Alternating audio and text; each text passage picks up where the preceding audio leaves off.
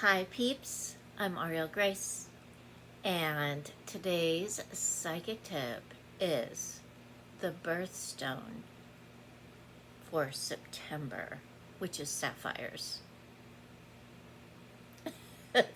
So, sapphires are just lovely, lovely, lovely, lovely, lovely. Like a true sapphire is a deep blue. And we'll talk about that in a second. But first, I wanted to give you a little like history, a little story of the history of sapphires. Okay? Okay, so the word sapphire is from the Hebrew word sapphire. I hope I'm saying that right. Sapphire. In the Old Testament, in Exodus chapter 28, verse 19, where the Creator is giving instructions for making a breastplate for Aaron, the high priest. Sapphire is one of the 12 sacred stones required to complete the design of the breastplate. The breastplate has 4 rows of 3 precious stones. The second row contains emerald, sapphires, and diamonds. These stones are all symbols of the 12 tribes of Israel.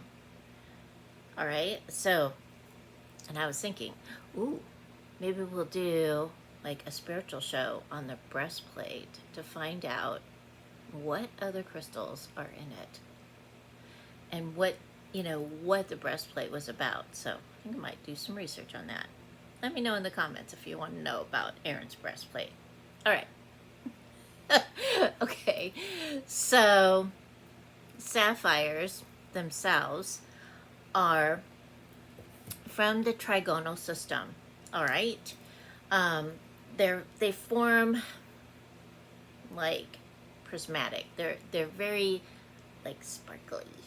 Um, they're rhombohedral or tabular crystals, kind of like the rubies. You know how I showed you what a ruby is? Let's see. Oh, here we go. So this is what a sapphire looks like, a natural one. That right there. And if you want a great book for crystals, this is a great book. I use this book a lot because it has awesome photographs and it gives you cool info. Okay? So check out this book. I've had it for years. I got it on Amazon. All right. Um, so they're typically six-sided and mostly found in igneous rock. Stay. Um, in rocks, All right. So their colors range. Now, the sapphires for September are blue. All right. I happen to own a white sapphire. It's so pretty. So, but there are royal blue, which is what we're talking about, pink, clear, yellow, green, and kind of shimmery multicolored. It just depends on what minerals are in the rock at the time of formation. Okay? All right, so their geography, they come from Australia, Afghanistan, Africa, India, Myanmar. Myanmar has very beautiful sapphires. I would say I've seen Myanmar sapphires and they're like, they're so beautiful. So very expensive though. All right, Pakistan, Sri Lanka. Now, a gem quality sapphire is going to be very expensive. It is. And we do see sapphires in jewelry stores. Unless they're thousands of dollars, they're not like primo sapphires. But remember that all stones carry the essence, whatever that is, of the stone. So it doesn't matter if it's an A or a Z, as long as you like it, right? But for those of you collectors that are really into like high-end fancy jewelry, you should probably consult a gemologist on that one, a professional. That way you're getting what you truly want, right? Okay. So, like the ruby and emerald, sapphires are a 9 on the Mohs scale. Mohs is a hardness scale. 0 is like powder, 10 is like diamond. All right, so they're 9s. They're pretty hard. All right, but make sure that if you've got some sapphires, put them back in the box if you're done wearing them, or in the bag, whatever, to protect them. Okay? All right. So, sapphires are linked to royalty. And a lot of kings and queens and princesses, a lot in their crowns, there are sapphires somewhere. They have a crown with sapphires in it that they wear. All of them do, historically. And so what they would do, too, with these crowns, a lot of times before faceting really became something that people wanted, is they would be cabochons.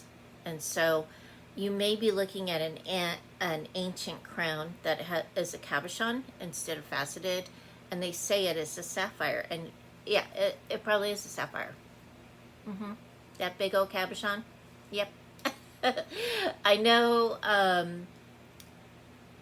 that the several crowns in England have sapphires in them. There's sapphires in some Indian crowns as well. So yeah, check out the historic jewelry. It's cool. All right, so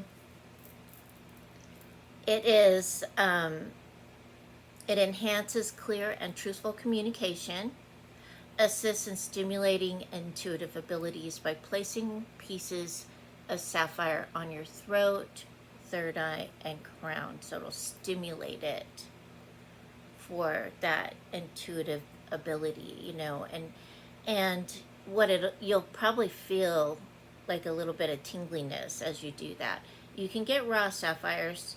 They're still expensive, but if you are a healer and this is what you do, like you heal with crystals and whatnot, you can get some raw sapphires, and they're still beautiful. They are. All right. So wear it to enhance confidence. All right. Now, sapphires can also be made into a gem elixir. All right, if you are into elixirs. And I did a video, and I'll put it somewhere around here.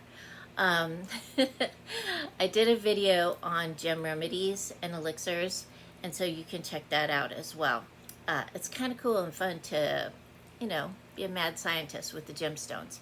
Just remember that some gemstones should not be made into elixirs. Do your research, okay? But sapphires, you can use them. And the sapphire elixirs will help with confidence, clarity of mind. Those are the two things. All right? Okay. So that's the psychic tip of the week. Sapphires. And have an awesome week.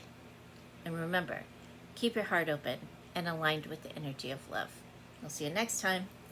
Bye.